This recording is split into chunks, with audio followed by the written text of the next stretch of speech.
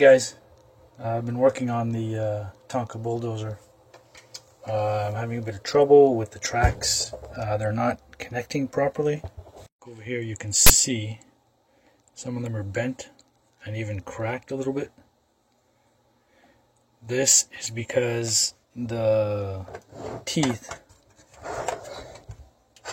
are not connecting properly with the wheels.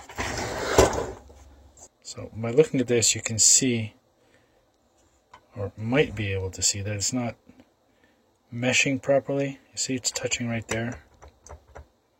So I need to either shorten the pegs. I see.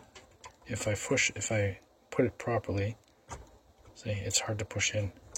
And this is causing an issue. So I need to fix that. It's not such a big deal. I got the plow lever all set up.